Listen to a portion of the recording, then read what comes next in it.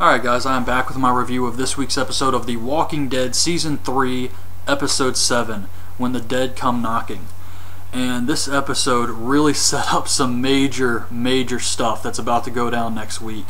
Next week is the last episode in this half of Season 3, and it's going to be crazy. Rick's group is just going to ruin everything the governor has planned, pretty much. That's just what they do. Whenever they show up somewhere new, everything gets ruined. Just look at the farm with Herschel. So I really expect some major stuff to happen next week, obviously, with the ending, and they want people to tune in to the second part, so it's going to end on a cliffhanger. But it starts off with Merle. He's beating Glenn. He's trying to get information out of him. Where's the camp? Where's his brother? Where are they staying? And Maggie's listening to this in the other room. She can hear Glenn just getting his ass kicked by Merle. And he tells Merle that Rick's going to come. He's going to bring Shane, Dale, Andrea. And then Merle realizes he's lying because Andrea's in Woodbury. So he knows he's lying. He sends a walker into the room, but Glenn actually beats up the walker. He's duct taped to a chair and still fights this thing off. I was really impressed by this. It was a great way to make Glenn look like a strong character. And I thought it was a cool scene. So Merle is getting pissed off that Glenn's not answering his questions. He's still alive, even though he tried to kill him. And it cuts back to the prison. Michonne is just staring at Rick through the fence. And Rick's just staring back at her. And I guess the zombie guts is starting to wear off. She's bleeding, and the zombies are able to sense her again. So they realize that she is a human, and the zombies start to attack her. She fights them off as long as she can, but Rick ends up having to save her. She passes out from her bullet wound. So they drag her into the prison, and she won't talk to him. She won't even give him her name. And I'm wondering, why the hell did you come? She doesn't want to talk. She doesn't want to try and help them out. And Rick's saying, you're safe here. We'll help fix your bullet wound. All of this stuff, and she's just staring at him, like refusing to speak. Why the hell did you come to the prison then? So anyways, Herschel fixes up her wound. She eventually does tell them about Glenn and Maggie and how they're in Woodbury. And she tells them that they have guards at every wall, but they will be able to slip in. So she kind of joins the group at this point. So Rick, Oscar, Daryl, and Michonne take off for Woodbury. Back in Woodbury, we see Andrea, who is helping Milton with this experiment he has. They have this man who's dying of cancer, and because each person who dies will turn into a zombie, he volunteers for this experiment. And what Milton wants to do is see if he can remember anything about his life after he transforms. And Andrea's telling him this is a bad idea. He's not going to remember anything, he's just going to turn into a monster. But Milton's never experienced anybody turning into a zombie. So he still wants to go through with the experiment. The old man changes, he tries to kill Milton, and Andrea ends up stabbing him in the head.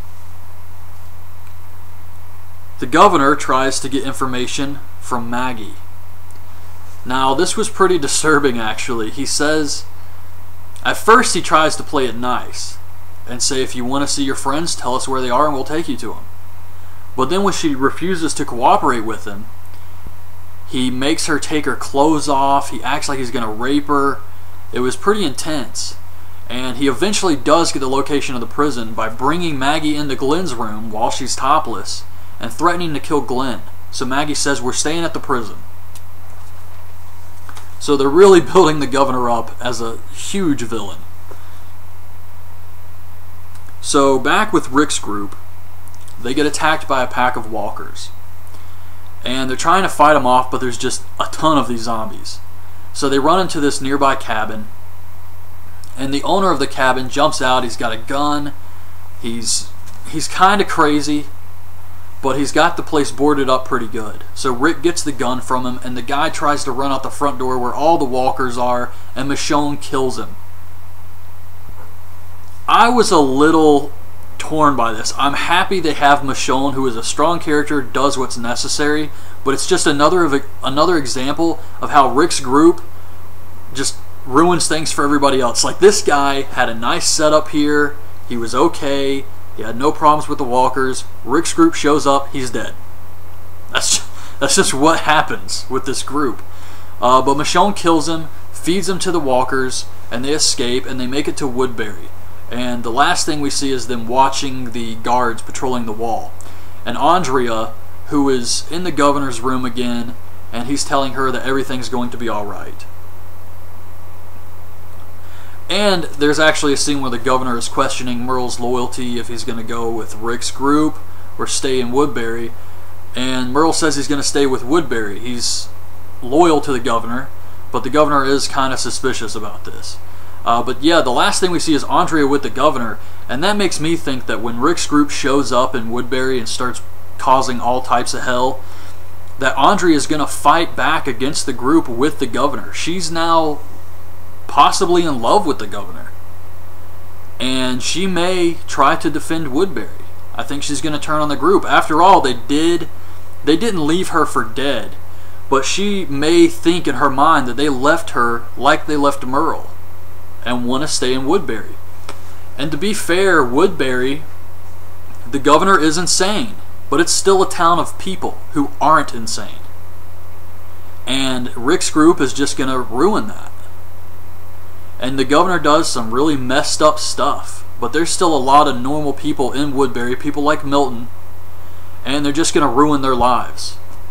So it's going to be a really weird second part of this episode. I can't wait for next week's episode, but yeah, it's one of those things I'm thinking in my mind that these poor people are really caught in the crossfire between Rick's group and the governor's group.